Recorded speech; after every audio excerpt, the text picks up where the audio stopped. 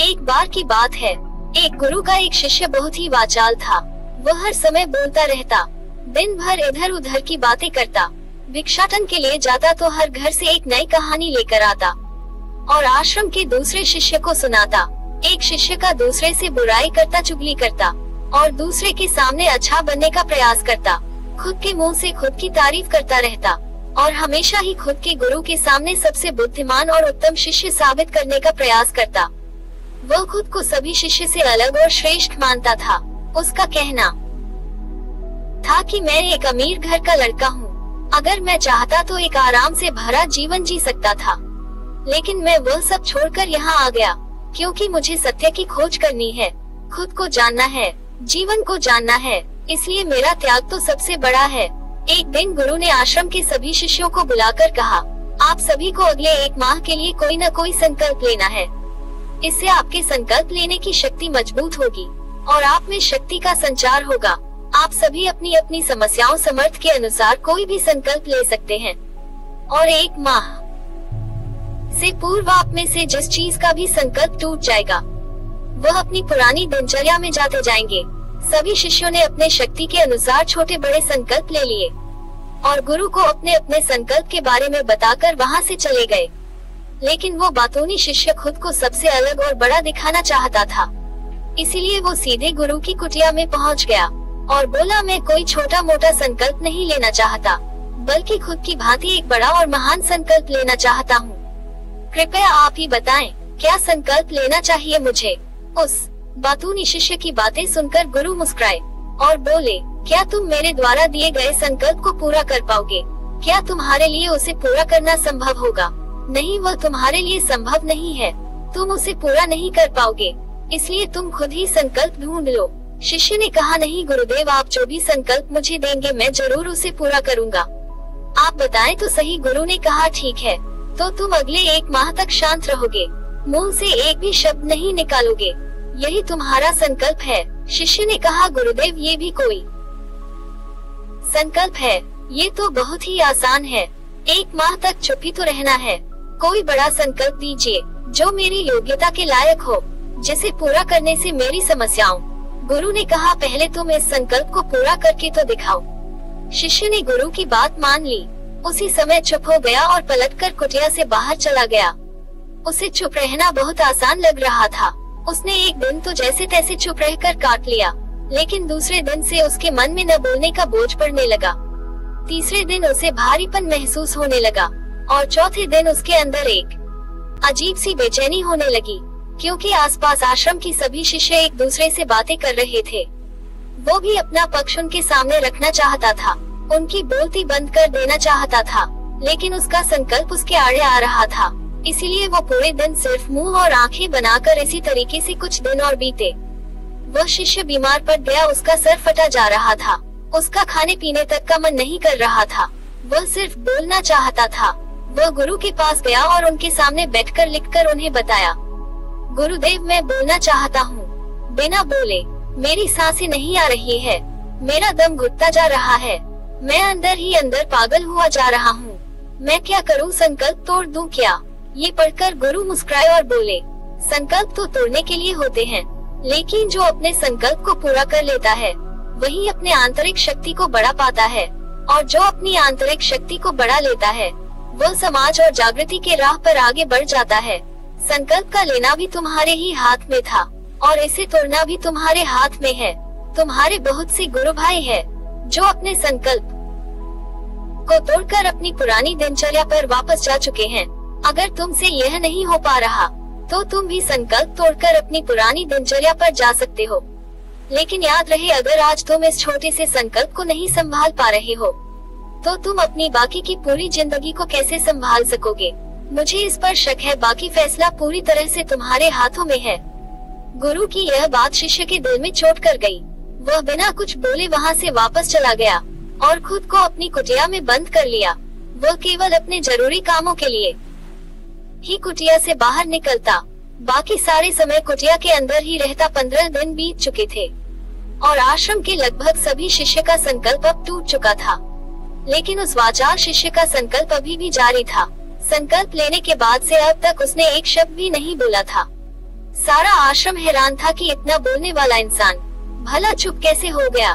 15 दिन बीतने के बाद वह दोबारा अपने गुरु के पास गया। पढ़ लिख कर बताया, ही गुरुदेव, मैं बाहर से दो चुप हूँ, लेकिन मेरे भीतर बहुत सी आवाजें हैं, बहुत सी चीख पुकार और शिकायतें हैं। मैं अंदर ही अंदर बातें करते रहता हूँ। मेरा मन तरह तरह के प्रश्न पूछता रहता है। मैं बाहर से जितना मौन हूँ, भीतर से उतने ही शोर शराबे से भरा हुआ हूँ। मुझे शक हो रहा है कि क्या मेरा संकल्प अभी भी जारी है। गुरु ने कहा, हाँ, तुम्हारा संकल्प अभी भी जारी है, लेकिन जब तुम लोगों की आवाजें तुम्हारे कानों में पड़ती रहेगी, तुम्हारा मन बोलता रहेगा, क्योंकि इसे तो आदत है बोलने की। तुम भले ही बाहर से चुप रहो, लेकिन तुम अंदर ही अंदर बोलते रहोगे।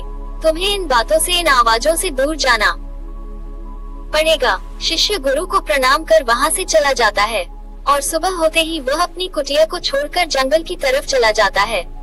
कई दिन बीत जाते हैं, संकल्प का समय भी पूरा हो जाता है, लेकिन वो शिष्य लौटकर नहीं आता। आश्रम में सभी शिष्यों को डर था कि कहीं जंगली जानवरों ने उसे खा न लिया हो। इस बीच उसे ढूंढने की बहुत कोशिश की गई, लेकिन वह कहीं नहीं मिला। सभी गुरु भाइयों ने मान लिया था कि जंगली जानवरों ने उसे अपना शिकार बना लिया है, लेकिन गुरुदेव को ऐसा नहीं लगता था। एक दिन आश्रम का एक शिष्य गुरु के पास आया और बोला, गुरुदेव, उस वाचाल शिष्य के साथ क्या हुआ होगा? क्या जानवरों ने उसे मार दिया होगा? गुरु ने कहा, हो सकता है कि जानवरों ने उसे अपना शिकार बना लिया हो, लेकिन उसके न लौटने की दूसरी वजह हो सकती है। शायद उसे वो मिल गया हो जिसके लिए वह गया था। शिष्य ने पूछा, गुरुदेव, क्या ज्यादा बोलना इतना हानिकारक है? गुरु ने कहा, इंसान के जीवन के बहुत सारे दुखों में से एक दुख ये भी है कि वो कभी चुप नहीं रह सकता, हमेशा कुछ न कुछ बोलता ही रहता है। सिर्फ हमारे बोलने के कारण हमारे आधी से ज्यादा दुख पैदा होते हैं। परिवार के अधिकतर झगड़ों का वजह हमारा बेमतलब का बोलना ही होता है। हम में से कोई भी चुप नहीं रहना चाहता, हम बस सामने वाले को सुना देना चाहते हैं। जो भी हमारे मन में है सब निकाल कर उसके मन में बैठा देना चाहते हैं। उसे समझा देना चाहते हैं कि देख, तू गलत है और मैं सही, आखिर ये कहाँ तक उचित है, क्योंकि दूसरा भी तो यही कर रहा है। और इस तरीके से सब एक दूसरे के बड़ी सदी गली बातों को ग्रहण कर रहे हैं, फिर समय के साथ उन्हीं बातों की परतों को करते रहते हैं और एक दूसरे को सुनाते रहते हैं। इस तरीके से सुनने और सुनाने का काम जिंदगी भर चलता रहता है, लेकिन इस नासमझी में हम खो देते हैं अपना समय, अपना जीवन, अपनी समझ और सबसे महत्वपूर्ण वो कीमती पल जो जिए जा सकते हैं, जिनको अनुभव किया जा सकता है, जिनमें आनंद को प्राप्त किया जा सकता है। लेकिन इसके बदले हमें मिलता क्या है? कुछ भी नहीं, सब व्यर्थ और बर्बाद हो जाता है। इस पागलपन में हमने क्या खो दिया, इसका एहसास केवल कुछ ही लोगों को हो पाता है। बाकी लोग जिससे उन्हें आने का पता ही नहीं, वैसे ही उन्हें अपने जाने का भी पता नहीं चल पाता। शिष्य ने कहा, तो फिर इसका समाधान क्या है? गुरु ने कहा, पूरी जागरूकता के साथ अपने विचारों को देखो, यही एकमात्र तरीका है सारी मानसिक समस्याओं का। इन सब बातों को सुनकर शिष्य वहाँ से चला जाता है। उस वाचाल शिष्य को आश्रम से गए 3 महीने का समय बीत चुका था, लेकिन उसकी कोई खबर न थी। अब तक तो सभी गुरु भाइयों ने भी उसकी वापस लौटने की उम्मीद छोड़ दी थी, लेकिन एक दिन वह आश्रम लौट आता है। उसे देखकर सभी को आश्चर्य का, खुशी का ठिकाना न रहा। लेकिन अब वो नहीं था जो वो पहले से गया था, वो कुछ और ही बनकर आया था, वापस आ गया था। उसके अंदर एक गजब का बदलाव महसूस किया जा सकता था। उसके चेहरे पर एक गजब का ठहराव था और उसके मुखमंडल पर सूर्य जैसा तेज था। आश्रम में सभी गुरु भाइयों ने उसे चारों तरफ से घेर लिया और बातें करने लग गए। वह भी अपने गुरु भाइयों से बातें करने लगा। उससे बात करने वाले सभी शिष्यों ने यह अनुमान लगाया कि अब वह पहले जैसा उतावला और बातूनी नहीं रह गया था। उसके मुंह से एक एक शब्द बहुत ही सुलझे हुए और मधुरता के साथ निकल रहे थे। थोड़ी देर तक गुरु भाइयों से बात करके वह सीधा गुरु की तरफ चला गया। उसने गुरु के चरण छुए और कहा, गुरुदेव, क्या अब भी मैं मौन हूँ कि आप भी मेरा संकल्प जारी है? गुरु ने कहा। कुछ देर तक शिष्य की आंखों में बड़े ध्यान से देखा और कहा, हाँ, तुम अब भी मौन हो, तुम्हारी मुंह से एक भी शब्द नहीं निकल रहे हैं और तुम्हारा संकल्प अभी भी जारी है। शिष्य ने कहा, गुरुदेव, जब मैं आश्रम से यहाँ आया तो मैं मुंह से तो चुप था, लेकिन मेरे अंदर बहुत सी आवाजें थी, मन में बहुत सा प्रश्न थे और वह बंद नहीं हो रहे थे। तो मैं जंगल में और गहराई में चला गया, इस उम्मीद से कि वहाँ मुझे शांति मिलेगी और मेरे मन की बकबक शांत हो जाएगी। लेकिन मैं जितना एकांत में जाता गया, मेरे अंदर की आवाज उतनी ही तेज होती गई। मेरे भीतर की और पुरानी आवाज मुझे सुनाई देने लगी। तब मैंने जाकर महसूस किया कि मैं कितना गलत कर रहा हूँ। जब मैं अपने परिवार वालों गुरु भाइयों को भला बुरा कहता था, तो उस समय मुझे लगता था कि मैं सही कर रहा हूँ। जब मैं गुरु भाइयों की एक दूसरे से चुगली करता और उनका मजाक बनाता, तब भी मुझे यही लगता था कि मैं उनसे बेहतर हूँ और मैं सही कर रहा हूँ। लेकिन उस दिन मैंने पहली बार महसूस किया कि मैं कितना गलत बोलता था। काफी दिनों तक ये आवाजें, ये शिकायतें मेरे अंदर चलती रही, लेकिन धीरे धीरे करके एक दिन ये सारी आवाजें मेरे अंदर से समाप्त होगी। अब मैं भीतर से मौन हो गया।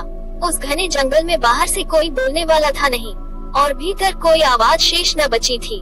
मैं उस दिन पहली बार मौन का सही अर्थ समझा। मेरे चारों तरफ शांति ही शांति थी। हालांकि अभी भी कुछ आवाजें आ रही थी जो पहले भी आती थी, लेकिन मैं उन्हें सुन नहीं पाता था। पर वो सभी आवाजें मुझे स्पष्ट रूप से सुनाई दे रही थी। हवा के चलने की आवाज, चिड़ियों की चहकने की आवाज, पानी के बहने की आवाज, भौरों के गुनगुनाने की आवाज, ये सभी आवाजें मैंने पहली बार होश पूर्वक सुनी। अपने चारों तरफ इतनी शांति मैंने पहले कभी महसूस नहीं की थी। तो शांति को भंग करने के लिए मैं पहली बार अपने मुंह से कुछ शब्द निकाला। मैं चिल्लाया, हे ईश्वर, ये कैसी शांति है? सभी कुछ इतना शांत क्यों है? ऐसा क्या हो गया है? लेकिन मेरे चिल्लाने के बाद भी वह शांति भंग न हुई। सब कुछ पहले की जितना ही शांत था, बाहर भी और भीतर भी। हे गुरुदेव, मैंने अपने गुरु भाइयों से बात की, मैंने आपसे बात की। मैं बोल रहा हूँ, मैं चल रहा हूँ, मैं सब कुछ देख रहा हूँ, लेकिन मैं अपने भीतर एकदम एकांत में हूँ, मौन में हूँ। भीड़ में होता हूँ तब भी भीतर से अकेला शांत एकांत में होता हूँ। जब मैं खुद में भी शोर करना चाहता हूँ, तभी एकांत में ही होता हूँ। अब सब दिखाई पड़ने लगा है, साफ सुनाई पड़ने लगा है। गुरु ने कहा, जब तक हम बाहर की तरफ बोलते रहेंगे, भीतर अशांति रहेगी। जिस दिन हम भीतर की तरफ मोड़ जाएंगे, फिर बाहर हमारे मुंह से कुछ भी नहीं निकले, हम अंदर से शांति ही रहेंगे। दुनिया में जितनी भी बुराइयां हैं, ज्यादातर हमारे बोलने से ही उत्पन्न होती है, क्योंकि हम चुप रहना नहीं चाहते। हम जितनी जरूरत है उससे कहीं ज्यादा बोलते हैं। हम सामने वाले को सुनना नहीं चाहते, बल्कि उसकी बोलती बंद कर देना चाहते हैं। उसे समझा देना चाहते हैं कि मैं कौन हूँ, दिखा देना चाहते हैं उसे अपनी सारी समर्थता। बस यही हमारे जिंदगी का हमारा मकसद बनकर रह जाता है। हमारी सारी ऊर्जा इस व्यर्थ के बोलने में बर्बाद होती रहती है। ऐसी पति पत्नी का जीवन दुखों से भर जाता है, जो हमेशा एक दूसरे को सुनाने में लगे रहते हैं, कभी एक दूसरे को सुनना नहीं चाहते, समझना नहीं चाहते। और चुप रहना तो उन्होंने कभी सीखा ही नहीं, क्योंकि चुप रहना उन्हें छोटा महसूस करवाता है। दुनिया की सभी लड़ाई और कारण हमारा बोलना ही है, इसीलिए हमें सिर्फ उतना ही बोलना चाहिए जितना जरूरी हो, क्योंकि व्यर्थ का बोलना अपनी ऊर्जा को नष्ट करना है, और यह बोलना ही हमें कभी अपने भीतर की ओर लौटते ही नहीं देता, क्योंकि यह हमें बाहर की ओर खींच कर रखता है। और बाहर है ही क्या इस संसार के अलावा। लेकिन अगर अपने भीतर के संसार की ओर मुड़ना है, तो इस मुंह को बंद ही रखना चाहिए। इसलिए जितने भी बुद्ध हुए, आत्मज्ञानी हुए, वो सभी एकांत की ओर भागे, ताकि उन्हें ज्यादा बोलना ना पड़े, ज्यादा सुनना न पड़े। वे एकांत में रहे और शांत रहे, इसीलिए आसानी से भीतर किया यात्रा कर पाए। लेकिन अगर कोई चाहे तो इस संसार में रहकर भी एकांत में रह सकता है, शांत रह सकता है, लेकिन इसके लिए उन्हें अपनी ऊर्जा बचानी होगी, जिसे वह अब तक अपने व्यर्थ के शब्दों में बर्बाद कर रहे थे। दोस्तों, इस कहानी की सीख यही है कि व्यर्थ का बोलना ऊर्जा को नष्ट करना है, और यह बोलना ही हमें अपने भीतर की ओर लौटने नहीं देता, क्योंकि यह हमें बाहर की ओर झुकाए रखता है। और जिन्हें भीतर की यात्रा करनी है, उन्हें अपने मुंह को बंद ही रखना चाहिए। मुझे उम्मीद है कि आपको ये कहानी पसंद आई होगी और काफी कुछ सीखने को मिला होगा, तो सुनते रहिए। अगली कहानी को, एक बार एक अमीर इंसान एक बौद्ध भिक्षु के पास जाता है और कहता है, मुनिवर, मैं अपनी नींद से बहुत परेशान हूँ। बहुत कोशिश करने के बाद भी मैं देर रात तक सो नहीं पाता। रात में सोने से पहले मेरे मन में दुनिया भर के विचार चलते रहते हैं, और जब मुझे भी नींद भी आ जाती है, तो मैं पूरी रात करवटें बदलता रहता हूँ। और जब सुबह नींद खुलती है तो मुझे कुछ अच्छा महसूस नहीं होता। मैं खुद को थका हुआ और अशांत महसूस करता हूँ। कृपया आप मेरी समस्या का कुछ समाधान बताएं। बौद्ध भिक्षु ने कहा, इससे पहले कि मैं तुम्हारी समस्या का समाधान बताऊं, मैं तुम्हें गौतम बुद्ध के गहरी नींद के रहस्य के विषय में एक छोटी सी कहानी सुनाना चाहता हूँ। उस इंसान ने कहा, जैसी आपकी इच्छा मुनिवर। बौद्ध भिक्षु ने कहना शुरू किया, जब तथागत गौतम बुद्ध सोते थे तो वो पूरी रात एक ही अवस्था में रहा करते थे। वे कभी करवटें भी नहीं बदला करते थे।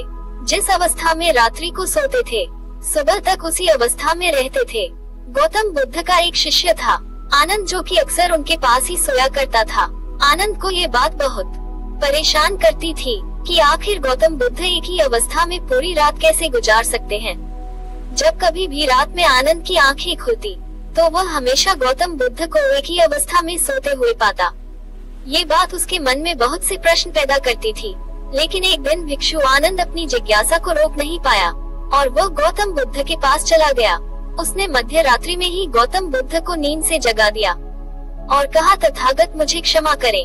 मैं जानता हूँ कि आपसे यह प्रश्न पूछने का समय नहीं है, क्योंकि आप पूरे दिन चलते रहते हैं और लोगों को धर्म का ज्ञान देते हैं और उनकी समस्याओं का समाधान करते हैं। लेकिन मेरे अंदर एक जिज्ञासा इतनी बढ़ चुकी है कि मैं सुबह तक का इंतजार नहीं कर सकता, इसलिए आप मेरे प्रश्नों का उत्तर देकर मेरी जिज्ञासा को शांत करें। प्रभु भिक्षु आनंद ने आगे कहा, मैं पिछले 20 वर्षों से आपके साथ हूँ और ये देखता रहा हूँ कि आप पूरी रात केवल एक ही अवस्था में गुजार देते हैं। आप जरा सा हिलते डुलते भी नहीं है। तो क्या आप सच में सोते हैं या फिर आप सोते ही नहीं है? गौतम बुद्ध आनंद की तरफ देखकर मुस्कुराए और बोले, मैंने अपने लिए सोने की सही व्यवस्था ढूंढ ली है। अब सोते समय मुझे हिलने की आवश्यकता नहीं है। मैं नींद की अवस्था में भी जागृत ही रहता हूँ, जबकि मेरा शरीर सो जाता है। इनमें जागृत रहता हूँ। प्रश्न यह नहीं है कि नींद की अवस्था में शरीर हिलता है कि नहीं। शरीर क्यों एक स्थिर अवस्था में रह नहीं पाता? के कारण तो मन है। यह मन ही है जो कि शांत और स्थिर नहीं रह पाता और यही कारण है कि नींद की अवस्था में भी हम अपने शरीर को हिलाते रहते हैं। लेकिन मैं इन सब चीजों से परे आ चुका हूँ। अब मेरे अंदर मन जैसा कुछ बचा ही नहीं। जब मैं सोने जाता हूँ तो मेरा शरीर बस एक मृत शरीर के भांति हो जाता है। मन जैसा कुछ बचता ही नहीं। आनंद, क्या तुमने कभी किसी मृत शरीर को अपनी अवस्था बदलते हुए देखा है? ये तो केवल हमारा मन ही है जो कि हमारी गहरी नींद की अवस्था में भी यह सब काम करवाता है। एक बार मन स्थिर हो जाए, मन शांत हो जाए, तब तुम्हारा शरीर गहरी निद्रा में चला जाएगा, लेकिन तुम भीतर से जागृत रहोगे। भीतर से तुम सब कुछ अनुभव कर पाओगे। सोने के बाद भी तुम्हारी जागरूकता एक छोटे से जलते हुए दीपक की तरह लगातार प्रज्वलित रहेगी। कहानी खत्म करने के बाद बौद्ध भिक्षु ने उस अमीर इंसान से कहा कि जागृत इंसान न कि केवल अपने शरीर को पूरी जागरूकता के साथ देखेगा, बल्कि वह अपने मन को भी पूरी जागरूकता के साथ देखता रहता है। एक जागृत आदमी सामान्य आदमी की तरह नहीं होते। जब सामान्य आदमी सोता है तो वह अवचेतन हो जाता है। उसे अपने जब सामान्य व्यक्ति सोता है तो वह अचेतन हो जाता है। उसे अपने आसपास का भी पता नहीं होता, इसीलिए तो वह अपने सपनों को भी चुनाव नहीं कर पाता। लेकिन जब एक व्यक्ति सोता है तो वह जागरूक होकर होता है।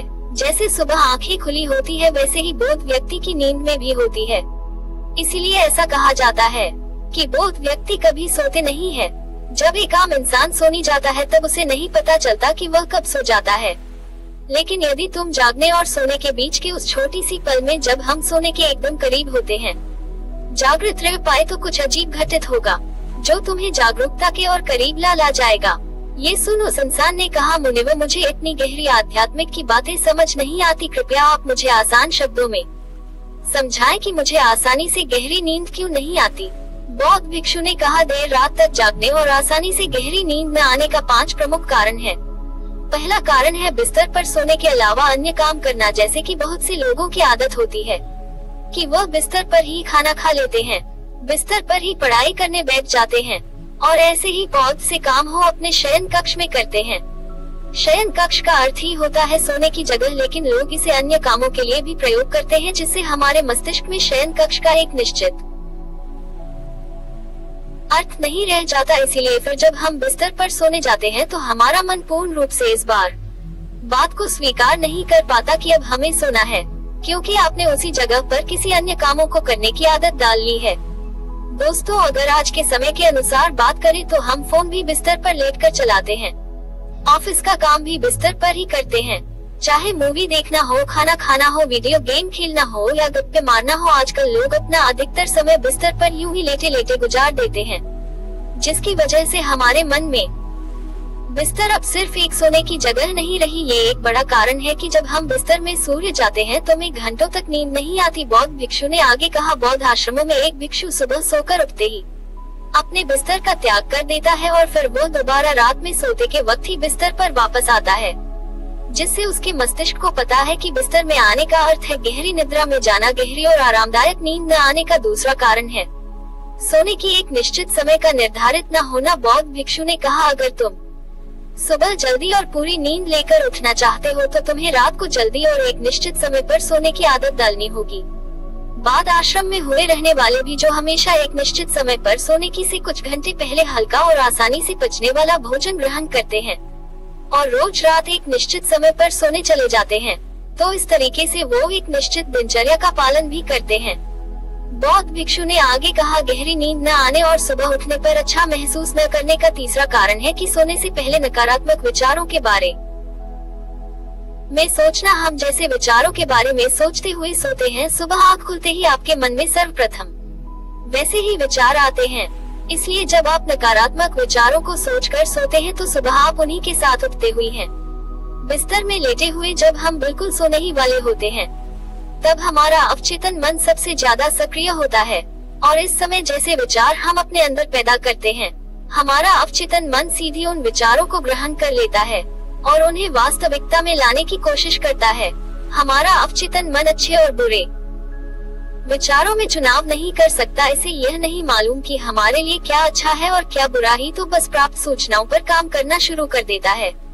इसलिए मैं सोते वक्त अपनी समस्याओं और नकारात्मक विचारों के बारे में सोचने की बजाय खूब अच्छी चीजों और कामों के बारे में सोचना चाहिए, जिन्हें हम अपनी जिंदगी में पाना चाहते हैं। हमेशा ही रात में सोने से पहले और सुबह उठने के बाद उन चीजों के बारे में विचार करें जो आपकी जिंदगी में एक सकारात्मक बदलाव ला सकती है। अच्छी और गहरी नींद न आने का चौथा कारण है गलत तरीके से सोना। बौद्ध भिक्षु ने कहा, तुमने सुना होगा कि भारत में अक्सर कहा जाता है, क्यों उत्तर दिशा की तरफ सिर करके मत सोना। ऐसा इसलिए होता है क्योंकि जब हम उत्तर की तरफ सिर करके सोते हैं तो पृथ्वी के चुंबकीय खिंचाव की वजह से हमारे शरीर का बहुत सड़क मस्तिष्क की तरफ जाने का प्रयास करता है और मस्तिष्क में पाई जाने वाली नसों का बहुत पतला होने के कारण उनके फटने का खतरा बढ़ जाता है और अगर कोई इंसान काफी बुजुर्ग और काफी कमजोर है तो उसकी मृत्यु भी हो सकती है। लेकिन आमतौर पर उत्तर की तरफ सिर करके सोने वाले लोग जब सुबह उठते हैं तो वह अपने शरीर में सिर में एक तनाव सा महसूस करते हैं और उन्हें पूरी रात बेचैनी और करवटें बदल बदल कर बितानी होती है। दूसरी गलती जो लोग अपने सोने की अवस्था में करते हैं वह है कि वो बस किसी भी तरीके से सो जाते हैं। वो इस बात का ख्याल नहीं रखते कि उनकी रीढ़ की हड्डी सीधी है कि नहीं। लोग अक्सर पेट के बल या कैसी भी हो जाते हैं, जबकि हमें कोशिश करनी चाहिए या तो हम सीधे सोए या फिर अपने बाएं तरफ करवट लेकर सोए। इससे शरीर के अंगों पर अतिरिक्त खिंचाव नहीं पड़ता। सोते वक्त ज्यादा मोटे गद्दे का प्रयोग न करें, क्योंकि इससे आपकी रीढ़ की हड्डी मुड़ती है और गहरी नींद में रुकावट पैदा होती है। साथ ही ज्यादा मोटे तकिए काफी प्रयोग न करें, क्योंकि इससे आपकी गर्दन ज्यादा मुड़ती है और आपका शरीर तनाव महसूस करता है और ये आपकी गहरी नींद में एक रिकॉर्ड का कारण बनता है। देर रात तक नींद न आने और रात भर नींद में बेचैन रहने का पांचवा कारण है बहुत अधिक मात्रा में और देर से पचने वाले भोज्य पदार्थों का सेवन करना। अगर आप रात में भारी और अत्यधिक तेल युक्त पदार्थों का सेवन करते हैं तो इससे हमारी नींदों में भी व्यवधान पड़ता है, क्योंकि इन पदार्थों को पचने में काफी समय और ऊर्जा लगती है। इसलिए अगर आप ऐसे पदार्थों का सेवन करते हैं तो कोशिश करिए कि उन्हें सोने से लगभग 3 से 4 घंटे पहले ले। उस इंसान ने कहा, मुनिव में ये तो समझ गया कि गहरी और आरामदायक नींद न आने का क्या कारण है, लेकिन क्या आप अब ऐसी कुछ उपाय बता सकते हैं जिन्हें करने से हमें गहरी नींद लेने में सहायता मिले। बौद्ध भिक्षु ने कहा, मैं तुम्हें कुछ ऐसी क्रियाएं बता रहा हूँ जिन्हें तुम सोने से पहले या उठने के बाद कर सकते हो, जिससे तुम्हारी नींद गहरी होगी ही साथ ही तुम्हारे जीवन में एक सकारात्मक बदलाव भी आएगा। और ये सारी क्रियाएं तुम्हें नीति करनी है। इसमें से जो 3 क्रियाएं तुम्हारे लिए उपयोग बैठे तुम कर सकते हो। से पहले कोशिश करो कि सोने से पहले हल्के गुनगुने पानी से स्नान कर लो। इससे हमारा शरीर जागृत और तनाव मुक्त हो जाता है। तुमने देखा होगा कि जब कोई इंसान स्नान करके आता है तो उसके भीतर से एक सकारात्मक ऊर्जा महसूस होती है, वह ज्यादा खुश और तनाव मुक्त लगता है। इसका कारण यह है कि हमारा ज्यादा शरीर पानी है और पानी हमारे शरीर का एक बुनियादी हिस्सा है। सोने से पहले हो सके तो अपने शयन कक्ष में कोई जैविक तेल रुई का बना हुआ दीपक जलाएं। इससे आप आसपास के वातावरण में सकारात्मकता आती है। और सोने से पहले थोड़ा सा पानी पीकर जाएं।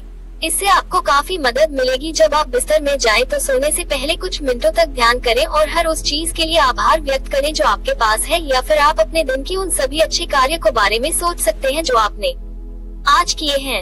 एक बार की बात है, एक जवान आदमी बुद्ध के पास आया और उनसे बोला है, बुद्ध आप मुझे ऐसी शिक्षा दे कि मैं आपके दिए हुए ज्ञान को आसान भाषा में समझ सकूं। बुद्ध ने उस आदमी से पूछा, क्या तुम्हारा कोई बेटा है? आदमी ने कहा, हाँ मेरा एक बेटा है, मेरा बेटा है। बुद्ध ने फिर पूछा, क्या तुम्हारे भाई का कोई बेटा है? उस आदमी ने कहा, हाँ मेरे भाई का भी एक बेटा है। बुद्ध ने फिर पूछा, क्या तुम्हारे पड़ोसी का भी कोई बेटा है? उस आदमी ने कहा, हाँ मेरे पड़ोसी का भी कोई। बताएं। बुद्ध ने कहा, क्या तुम किसी ऐसे इंसान को प्रश्न ही नहीं जानते हो तो क्या उसका भी कोई बेटा है? आदमी ने कहा, हाँ उसका विभेद आए। तब गौतम बुद्ध ने उससे पूछा कि अच्छा बताओ, अगर तुम्हारे बेटे की मृत्यु हो जाए तो तुम्हें कितना दुख होगा? आदमी ने कहा, बुद्ध मैं आपको बता नहीं सकता कि मैं क्या करूँगा, मेरी दुनिया ही खत्म हो जाएगी, मैं खुद मर जाऊंगा, मैं अपना जीवन अपने बेटे के लिए बिना ही सोच ही नहीं सकता। बुद्ध ने आगे पूछा, अगर तुम्हारे भाई के बेटे की मृत्यु हो जाए तो तुम्हें कितना दुख होगा? उस आदमी ने कहा, मुझे बहुत दुख होगा, लेकिन उतना नहीं जितना मेरी खुद की बेटी के मरने पर होगा। बुद्ध ने आगे फिर पूछा, अगर तुम्हारी पड़ोसी के बेटे की मृत्यु हो जाए तब तुम्हें कितना दुख होगा? आदमी ने कहा, मुझे तब भी दुख होगा, लेकिन मेरे भाई के बेटे की मृत्यु से कम होगा। भगवान बुद्ध ने फिर आगे पूछा, अगर उस अनजान व्यक्ति के बेटे की मृत्यु हो जाए जिसे तुम जानती तक नहीं थे, तब तुम्हें कितना दुख होगा? उस जवान आदमी ने कहा, तो मुझे बिल्कुल भी दुख नहीं होगा, क्योंकि मैं उसे जानता तक नहीं हूँ। फिर बुद्ध ने उससे पूछा, अब ये बताओ हमारा दुख किस पर निर्भर करता है? उस आदमी ने कहा, काफी देर सोचने के बाद कहा कि हमारा दुख इस बात पर निर्भर करता है कि हम किसी भी चीज से कितनी जुड़े हुए हैं, हम उससे कितना लगाव महसूस करते हैं और की हद तक अपना मानते हैं, इस बात पर निर्भर करता है। बुद्ध ने कहा, बहुत बढ़िया। बुद्ध ने फिर उस आदमी से पूछा, अच्छा अगर तुम अपने बेटे को समुद्र के किनारे ले जाओगे तो क्या वह उसकी रेत से नहीं खेलेगा?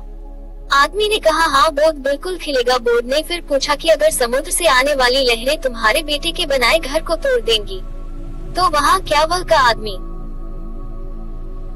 ने कहा, हाँ वह तब भी रोएगा। बुद्ध ने पूछा, क्या तुम तब भी उसके साथ रोपी? आदमी ने कहा, नहीं मैं क्यों रोऊंगा? बुद्ध ने पूछा, क्यों? आदमी कहता है, क्योंकि वह बच्चा है, उसे लगता है कि यह रेत का घर बहुत खूबसूरत है और हमेशा बना रहेगा, उसका उस घर से जुड़ा होता है, लगाव हो जाता है, उसकी भावनाओं उस रेत की घटती रहती है, जबकि मैं जानता हूँ कि वह एक रेत का घर है और हमेशा बना हुआ नहीं रहेगा। कुछ समय बाद उसे लहरों से टूटना ही है, जब लहरों से टूटेगा तो मुझे दुख नहीं होगा। पौध मुस्कुराए और बोले, क्या तुम समझ गए? अगर तुम इस ब्रह्मांड की सच्चाई को जानने की कोशिश नहीं करते तो तुम भी ऐसे ही चलते चलते जाते और तुम्हें भी इस रेत के टूटने का दुख होता, तब तुम में और शुरू होने वाले बच्चे के बीच कोई फर्क नहीं रह जाता। इससे बोध हमें बताना चाहते हैं कि दोस्तों हमें लगाव कम से कम रखना चाहिए, यानी किसी को भी खुद से ज्यादा मत छोड़ो, क्योंकि इस दुनिया में कोई भी चीज हमेशा के लिए नहीं होती। इस दुनिया का हर एक चीज, हर एक इंसान नश्वर है। हम उनसे जब जुड़ जाते हैं खुद को जोड़ लेते हैं, जब वह चले जाते हैं मैं छोड़कर ता हमें बेहद दुख होता है। ये वो रहस्य था जो गौतम बुद्ध जान गए थे। शांति पाने का केवल एक ही राय से लगाव का न होना, क्योंकि इस दुनिया में सब कुछ एक भ्रम में नश्वर है। आप इस भ्रम से खुद के लिए क्या चुनते हैं ये आप पर निर्भर करता है। जितना ज्यादा आप ज्ञान को अर्जित करेंगे उतना ज्यादा आप बुद्धि विवेक से समझ पाएंगे और आप अपनी जिंदगी को जैसा देखोगे वैसे ही बन जाएगी। अब मैं आप सबको दूसरी कहानी की तरफ ले चलता हूँ। ये कहानी है दो बिच्छू की। बौद्ध भिक्षु जिसमें से एक बुरा था और दूसरा युवा, दोनों ही शाम को भिक्षा मांगकर आश्रम वापस लौट रहे थे। आश्रम से कुछ दूर पहाड़ सी नदी बहती थी। वहीं पर एक जवान स्त्री खड़ी थी। उसे भी नदी पार करनी थी, लेकिन वह नदी पार करने से डर रही थी। तभी वहाँ से दोनों भिक्षु भी गुजर रहे थे। थोड़ा भी जो आगे आगे चल रहा था तभी उसकी नजर उस स्त्री पर पड़ी और वहाँ देखकर समझ गया था कि स्त्री को मदद चाहिए। उसने सोचा कि वहाँ जाकर उसे नदी पार करा दे, लेकिन जैसे ही उसने उस स्त्री के हाथ को छुआ उसके अंदर वर्षों की वर्षीय भावना जाग उठी थी। स्त्री को छूते ही उसका कद कण कांपने लगा। उसने 30 साल से किसी भी स्त्री को नहीं छुआ था। उस स्त्री को छूने का नाम से ही उसके मन में कई तरह के ख्याल और वासनाएं आ रही थी। तभी उसने सोचा कि छी छी, यह कैसी गंदी बात सोच ली मैंने इतने सालों की साधना भंग हो जाएगी। मुझे क्या मतलब कोई नदी पार करे या ना करे, मैं अपनी 30 वर्षों की साधना इस लड़की पर लगा दूं बिल्कुल नहीं। ये सोच उसने आंखें बंद कर ली, लेकिन वो जवान स्त्री तो उसे आंखें बंद करने पर भी दिखाई दे रही थी, क्योंकि बिच्छू की सोई हुई वासना जाग गई थी। वह उसकी तरफ आकर्षित हो चुका था। आंख बंद करते हुए भी वो उस नदी में उतर गया। आपको पता ही है, जिस चीज से आंखें बंद कर ली जाए वो वहाँ और हमें दिखने लगती है, उसी तरह उस बिच्छू के साथ भी हुआ। उसे स्त्री अफसरों की भांति दिखने लगी, क्योंकि उसने आंखें बंद कर ली थी। इसी स्त्री का ही सपना देख रहा था। स्त्री उसे आकर्षित कर रही थी। उसका एक मन कहता है कि यह तो गलत बात है कि किसी जरूरतमंद की सहायता करनी चाहिए, वही उसका दूसरा मन कहता था कि यह बस का मन का भ्रम में तुम खुद को धोखा दे रहे हो, तुम उसे छूना चाहते हो चुकी गलत है। हम साधु का जीवन अलग होता है। साधुओं के लिए स्त्रियां केवल एक समस्या है।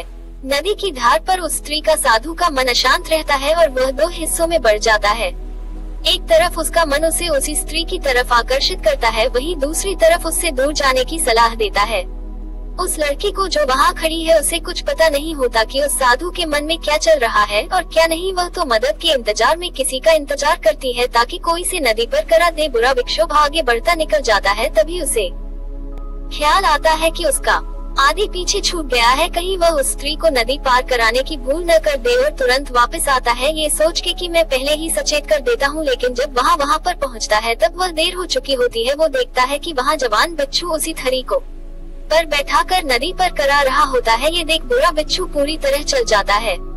उसके मन में अलग अलग की भावनाएं आने लगती है। वो सोचता है कि इससे अच्छा तो यह है कि मैं ऐसी नदी पकड़ा देता, लेकिन वही दूसरे पल उसे ख्याल आता है कि ये कैसी पागलपन वाली बात है, मैं इस औरत को अपने कंधे पर लूं, 30 साल की अपनी साधना नष्ट कर दूं।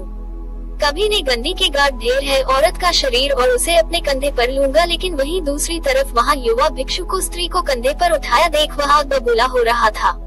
मन ही मन सोचता है कि आज आश्रम जाते हैं, मैं गुरुजी से कहूँगा कि इसने एक स्त्री को कंधे पर उठाया है, ये पवित्र होकर आए। ये युवा सन्यासी पूरी तरह से भ्रष्ट हो गया है, इसे आश्रम से बाहर निकालो। तभी वहाँ युवा भिक्षु उसी स्त्री को नदी के दूसरे छोर पर वापस